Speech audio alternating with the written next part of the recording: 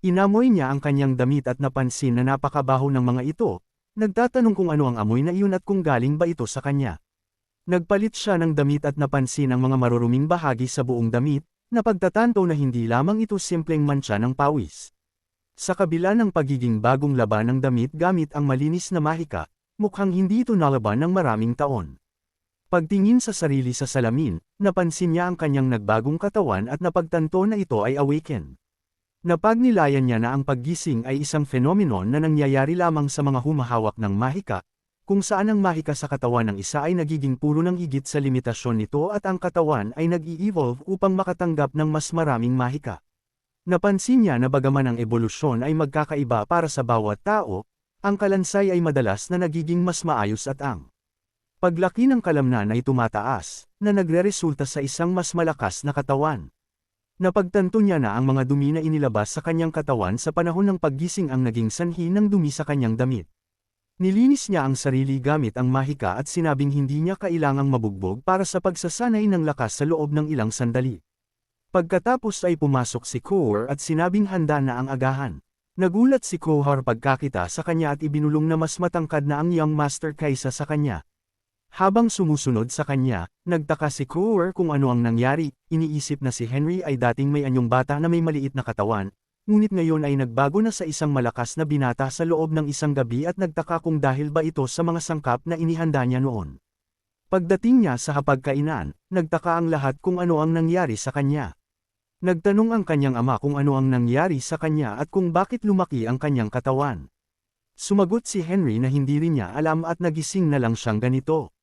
Samantala, sa training ground, nagtaka rin si Byrne at sinabing ang masasabi niya lang ay nakakagulat ito. Sinabi ni Henry na ganoon din ang iniisip niya. Nagtanong si Byrne kung dahil ba ito sa biglaang pag-eehersisyo, ngunit sinabing imposible na maging sanhi yun ng kanyang paglaki sa loob ng isang gabi. Sinabi ni Henry na anuman ito, hindi ito masamang bagay at salamat sa kanyang lakas, ang pagsasanay ay magiging mas madali na ngayon. Sinabi ni Byrne na kakailanganin nilang dagdagan ang tindi ng mga ehersisyo, ngunit magiging maayos na magtuon muna sa pagsasanay ng footwork sa ngayon. Nang maglaon, umakyat siya sa isang talampas at sinabing gaya ng inaasahan, ang sariwang hangin ang pinakamabuti at nagtanong kung dapat na ba silang bumaba. Pagkatapos ay tumalon siya mula roon, lumilipad pababa na parang ibon gamit ang isang magic feather pole, at lumapag sa lupa. Gumamit siya ng shockwave magic at sinira ang tuktok ng talampas, na nagkadurog-durog at bumagsak patungo sa kanya. Samantala, habang sinisira ang talampas, nagulat ang dalawang gwardya at nagtaka kung ano ang ingay na iyon at kung tinamaan ba ito ng kidlat. Habang nadudurog ang talampas at bumabagsak patungo sa kanya, gumamit si Henry ng frozen field magic at bumuo ng isang protection shell sa paligid ng kanyang sarili. Ang lahat ng mga bato ay bumagsak at naging yelo. Nanatili siyang walang galos at sinabing sapat na ito. Pagkatapos ay gumamit siyang muli ng shockwave sa talampas at ang mga bato ay naging parang mga sibat at nagsimulang bumagsak sa lupa. Habang nagsasanay, sinubukan niyang protektahan ang kanyang sarili gamit ang teknik na circle step. Matapos matagumpay na maprotektahan ang kanyang sarili mula sa lahat ng mga sibat, huminga siya ng malalim at sinabing dapat ay kayanan niyang hamunin siya ngayon. Pagkatapos ay nilapitan niya si Byrne at sinabing pumarito siya upang hamunin ito. Nagulat si Byrne at nagtanong kung oras na ba talaga. Nagtaka siya kung nakuha na ba ni Henry ang circle step. Sinabi ni Byrne na ayos lang at gaya ng kanyang ipinangako, kung magagawa ni Henry na makatama sa kanya, sisimulan na niya agad ang pagtuturo. Itinakda niya ang timer at sinabing may 3rd minuto si Henry at kung hindi niya ito mahuhuli sa oras na bumagsak ang huling butil ng buhangin, ito ay ang kanyang pagkatalo. Sinabi ni Henry na naiintindihan niya. Idinagdag ni Byrne na kung mabaigo si Henry sa pagkakataong ito, may parusang naghihintay sa kanya. Sumang-ayon si Henry at inisip na susubukan niya ang mga epekto ng awa eneng at hindi gagamit ng mahika sa pagkakataong ito. Itinakda ni Byrne ang timer at sinabing dapat na silang magsimula ngayon. Tumalon si Henry kay Byrne at nagpakawala ng suntok, ngunit umiwas si Byrne. Sinubukan ni Henry ng ilang beses na hawakan siya, ngunit patuloy na iniiwasan ni Byrne ang kanyang mga atake. Habang papalapit ang kamay ni Henry, hinawakan ni Byrne ang kanyang braso, itinaas siya gamit ang isang kamay, at inihagis siya palayo. Sinabi ni Byrne na hindi naman niya sinabing hindi siya mananakit. Sumang-ayon si Henry at lumapit muli sa kanya. Pinatigil siya ni Byrne gamit ang isang kamay at sinipa siya sa tiyan, inihahagis siya ng malayo. Inisip ni Henry na wala siyang makitang butas. Lumapit muli siya kay Byrne at nagsimulang umatake, ngunit hinarang ni Byrne ang kanyang mga atake gamit ang kanyang braso. Pagkatapos ay napansin ni Henry ang timer at sinabing tapos na ang oras. Sa kanyang pagkagulat, nagpakawala si Byrne ng suntok sa kanyang tiyan at inihagis siya ng malayo. Bumagsak si Henry sa lupa sa sakit. Ipinakita sa kanya ni Byrne ang timer at sinabing tapos na ang oras at ito ang pagkatalo ni Henry. Sinabi ni Byrne kay Henry na kahanga-hanga pa rin siya at hindi niya inaasahan na makakamit nito ang ganoong paglaki sa loob ng maikling panahon. Idinagdag niya na simula ngayon sa loob ng 10 araw ay dodoblihin nila ang kanyang pagsasanay sa lakas at sa susunod ay dapat siyang mag-isip ng mabuti bago magpasyang hamunin siya. Nakaramdam ng hiya si Henry at sumang-ayon. Nang maglaon, habang nakahiga sa kanyang kama sa kanyang silid, inisip ni Henry kung ang kanyang pag-unlad ba ay dahil sa kawalan ng karanasan, na pagnilayan niya na hindi man lang siya natulog ng ilang araw upang pagsanayan ang circle step. Naalala niya ang pagsasanay sa kalapit na bundok, iniiwasan ang napakaraming icicles, at sinasanay pa ang kanyang pag-iwas laban sa mga mailap na hayop. Napagtanto niya na hindi ito ang oras upang magsanay ng footwork, at kailangan niya ng mas mabilis at mas madaling paraan. Nagtaka siya kung bakit nilikha ni Golden ang ganoong teknik at biglang naalala na ang footwork na ito ay ginawa ni Golden. Pagkatapos ay nagtanong siya kung sino ang lumikha ng mas malakas na teknik sa footwork kaysa kay Golden. Naaalala na iyon ay ang Sword King na si Hector Meyer. Naalala niya na ang footwork ni Hector Meyer ay napakakaiba at hindi pangkaraniwan na kahit si Golden ay nahirapan laban dito. Napagnilayan niya na si Hector Meyer, ang huling prosecutor ng ngayon ay naglaho ng kaharian, ay nanalo laban kay Golden sa isang tunggalian. Ngunit dahil sa digmaan, siya at ang kanyang mga kakampi ay walang pagpipilian kundi patayin ito. Inisip ni Henry na naging kapaki-pakinabang sana kung kasama nila si Hector Meyer noong ginagawa ang kanilang mga plano at nagpasya siyang dapat niyang hingin ang tulong nito. Pagkatapos ay kumuha siya ng isang libro mula sa silid-aklatan at sa pagbabasa nito ay napansin na hindi niya inakalang hahawak siya ng black magic sa kanyang buhay. Gaya ng inaasahan, ang libro ay puno ng mga maling baybay, ngunit nakahinga siya ng maluwag na wala sa mga pahina ang napunit. Nangatuwiran siya na kung ganito lang ito, dapat ay magamit niya ang isang restoration skill. Habang nagbabasa, isinaalang-alang niya ang mga pangungusap. Isang gilati na nagpaparusa sa masama, isang paglilitis ng katotohanan na nagbubunyag ng mga kasinungalingan, at isang paraan ng paghahanap ng mangkukulam na kayang manlinlang ng mga especially iya. Gumamit siya ng sentence restoration magic upang muling isulat ang mga karakter. Ang mga karakter ay nagsimulang lumitaw sa harap niya, at napansin niya ang mga maling baybay na itinatama at ang mga sirang titik na ibinabalik. Napagtanto niya na posible ito dahil ito ang kanyang mahika. Isinara niya ang libro at sinabing tapos na ito. Pagkatapos ay binuksan itong muli at ibinulong na naging maayos ang pagpapanumbalik.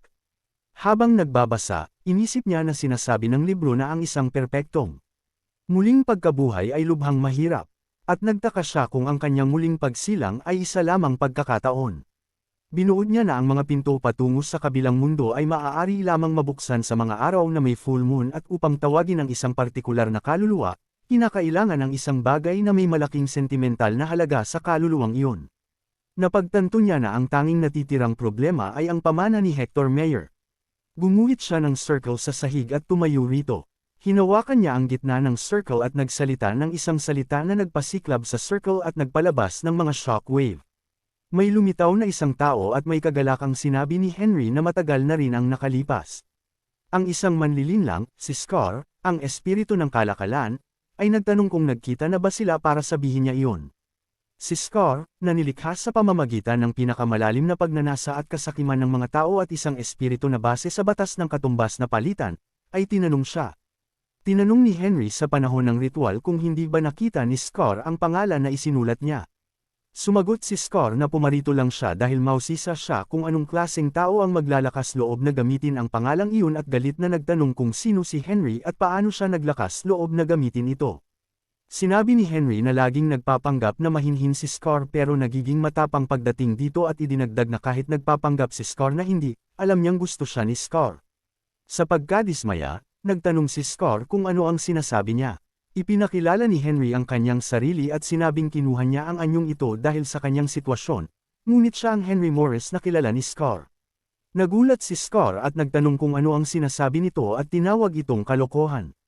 Nagtanong si Henry tungkol sa Sacrament of Wendrora, at kung natatandaan ba ni Scar ang pakikipagpalitan nito para sa punong tinamaan ng kidlat. Idinagdag niya na mayroon ding palitan na kinasasangkutan ng canine tooth ng Phantom, at ang theory ng ano. Naging excited si Scar at nagtanong kung paano nalaman ni Henry, idinaragdag na ang lalaking nasasangkot ay namatay na.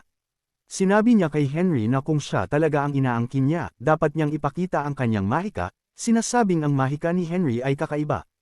Ngumiti si Henry at binuksan ang kanyang kamao upang ipakita ang mahika.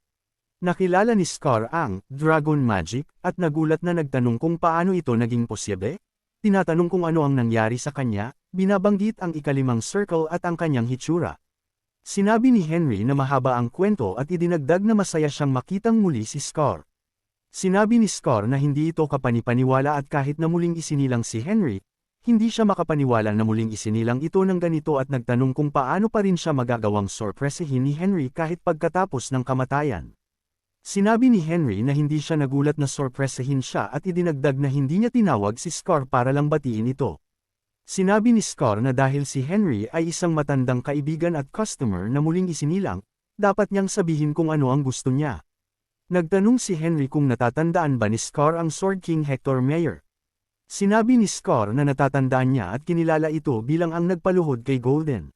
Sinabi ni Henry na dahil natatandaan ni Scar, madali nang ipaliwanag at sinabing kailangan niya ngayon ang legacy ni Hector Mayer, nagtatanong kung makukuha ba ito ni Scar para sa kanya. Tinawag ito ni Scar na isang kakatwang kahilingan at nagtanong kung may ginagawa bang uri ng seremonya ng pag-alaala si Henry. Sumagot si Henry na katulad ito noon at muling nagtanong kung makukuha ito ni Scar. Sinabi ni Scar na nilikha siya para lamang sa kalakalan at walang anuman na hindi niya makukuha. Ngunit dahil sa sitwasyon ni Henry at sa pagiging nasa ikalimang circle lamang nito, hindi niya iniisip na makakapagbigay si Henry ng isang bagay na may katumbas na halaga. Nagngit-ngit ang mga ngipin ni Henry at sinabing tila minamaliit siya ni Scar. Tinanong ni Scar si Henry kung mayroon ba itong magandang ideya at nagbabala na hindi niya ito pagbibigyan dahil lang sa matagal na silang hindi nagkikita. Sumagot si Henry na ito na ang pinakamahusay na magagawa niya at nagtanong kung hindi ba ito sapat para makuha ang interes ni Scar. Sa paghihinala, sinabi ni Scar na tila may naiintindihan si Henry at nagtanong kung dapat ba siyang makinig sa sasabihin nito, kinu-question kung ano ang nagbibigay sa kanya ng ganoong kumpiyansa. Nagtanong si Henry kung hindi ba curious si Scar kung paano niya binuhay ang kanyang sarili. Nagulat si Scar nang marinig ang tungkol sa muling pagkabuhay at inaming curious na siya. Sinabi sa kanya ni Henry na ito ay ang pamana ng hari. Tumugon si Scar na ganoon din ang sa kanya at nagtanong kung nakakita na ba si Henry ng isang matagumpay na muling pagkabuhay noon.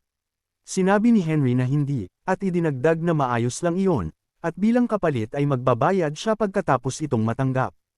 Naguguluhan si Scar at sinabing hindi niya malolokos si Henry, naglabas siya ng isang uri ng enerhiya mula sa kanyang bibig na bamukol.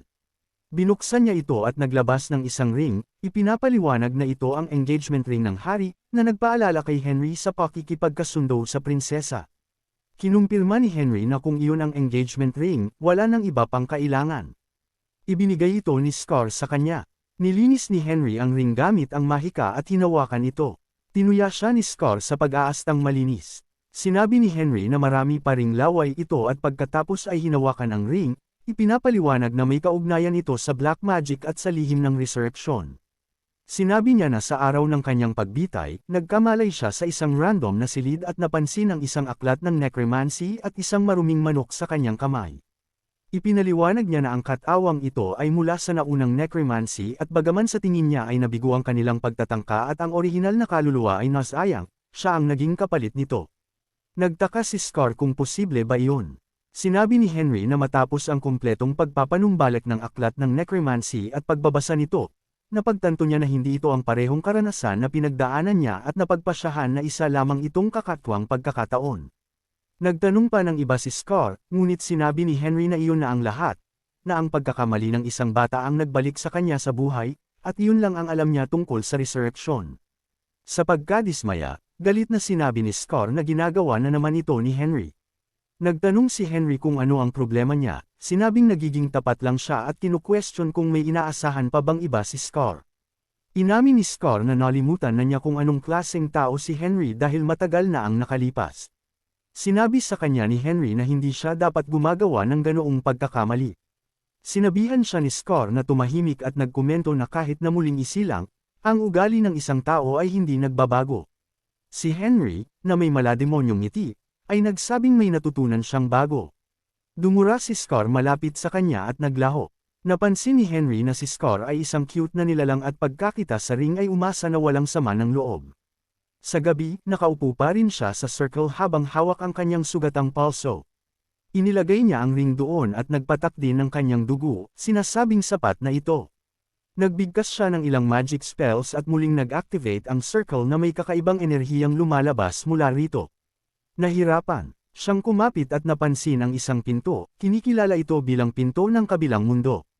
Nagsimula itong bumukas at may lumitaw mula rito. Kinilala niya ito bilang si Hector Mayer na humarap sa kanya. Idinilat ni Hector ang kanyang mga mata at binanggit na matagal na rin ang huli niyang maamoy ang sariwang hangin at nagtanong kung saan niya nakuha ang ring na iyon. Si Henry, habang hawak ito, ay nagsabing nasa kanya ito sa lahat ng pagkakataon at binati siya bilang Lord Hector. Galit na nagtanong si Hector kung nagkita na ba sila, iginigiit na hindi pa niya ito nakikita kailanman. Sinabi ni Henry na nagkaroon sila ng medyo matinding pagkikita at muling ipinakilala ang sarili bilang si Henry. Nagtanong si Hector kung ang tinutukoy ba niya ay ang matandang wizard na si Henry. Kinumpirma ito ni Henry at sinabi ni Hector na hindi siya maloloko. Iginigiit na wala itong pagkakatulad sa taong natatandaan niya at nagtanong kung bakit siya nagpapanggap.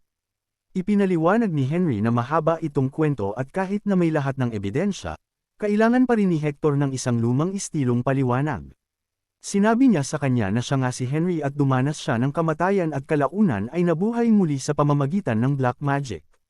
Nagtanong si Hector tungkol sa black magic, napapansing si Henry ay hindi isang ordinaryong wizard at hindi niya alam na marunong itong humawak ng black magic.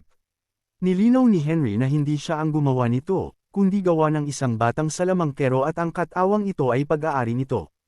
Idinagdag niya na malaki na ang ipinagbago ng mundo at ilang sandali matapos ang kamatayan ni Hector ay nakamit nila ang pagkakaisa ng mga kontinente. Nagtanong si Hector kung ano ang nangyari kay Henry at ipinaliwanag ni Henry na ang mga huling taon ay hindi naging maganda. Bumuo sila ng isang imperyo at naging bayani siya ngunit sa huli ay binitay siya sa kamay ng anak ni Golden. Kinilala ni Hector na ang anak ni Golden ay dapat na ang kasalukuyang emperador. Inilarawan siya ni Henry bilang isang walang kakayahang malupit. Tumawa si Hector, binabanggit na tila walang saysay ang kanyang kamatayan kung ang mga bayani ay pinapatay ng ganoong malupit. Nagngit-ngit ang mga ngipin ni Henry, inaming hindi siya makatulog dahil sa galit at pagkadismaya. Ngunit ngayon ay dumating na ang pagkakataon para sa paghihiganti. Nagtanong si Hector kung bakit siya ipinatawag ni Henry, kung ito ba ay para sumama sa kanya at tumulong na patayin ang emperador. Sinabi ni Henry na maganda sana kung sasama siya rito, ngunit sa kasalukuyan ay wala siyang kakayahang buhayin siyang muli. Galit na nagtanong si Hector kung bakit pa siya ipinatawag, kinu-question kung ito ba ay para pagtawanan siya dahil nabuhay itong muli habang siya ay hindi. Itinanggi ito ni Henry at sinabing gusto niyang turuan siya ni Hector ng pag-eespada. Nagulat si Hector at nagtanong kung ano ang sinasabi ni Henry. Idinagdag na patay na si Henry at sinabihan itong huwag nang magbiro, kinu-question kung hindi ba siya isang wizard. Sumagot si Henry na ang katawang kinuha niya ay isinilang na may dugo ng isang kabalyero at may sapat siyang mahika. Dahil nakaabot na sa yugto ng isang sorcerer, idinagdag niya na sa buhay na ito ay interesado siyang gumamit ng espada. Nagtanong si Hector kung ang wizard na pumatay sa kanya ay humihingi na ngayon sa kanya na turuan ito ng pag-eespada. Sagot ni Henry na kung kailangan ni Hector ng paumanhin sa nangyari noon, handa siyang humingi ng tawad. Nagtanong si Hector kung para saan siya dapat humingi ng tawad. At sinabi ni Henry na ang tinutukoy niya ay ang digmaan. Nagulat si Hector pagkatapos ay nagsimulang tumawa at sinabing mas emosyonal si Henry kaysa sa hitsura nito.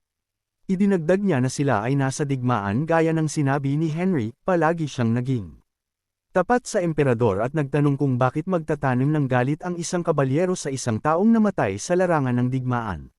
Sinabi ni Henry na nag-alala lang siya sa wala. Sinabi ni Hector na ang mga wizard ay laging may maraming hindi kinakailangang alalahanin. Nagkomento siya tungkol sa ring, sinasabing hindi niya inakalang si Henry ay yung tipong nangongolekta ng mga tropeyo.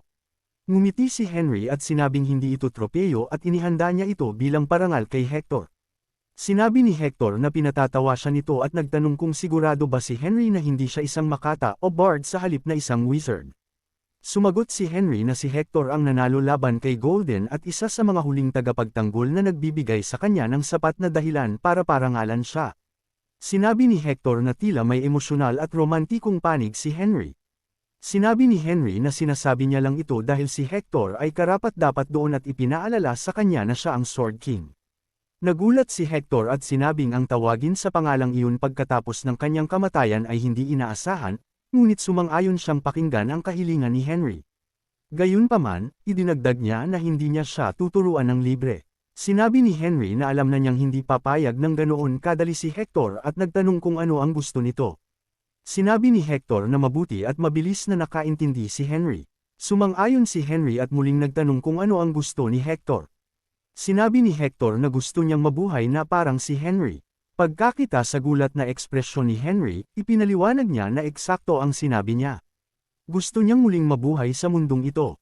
Idinagdag niya na si Henry ay isang pambihirang wizard na nakaranas na ng resurrection at dapat na maging madali para kay Henry na ibalik din siya. Sinabi ni Henry na magiging mahirap iyon.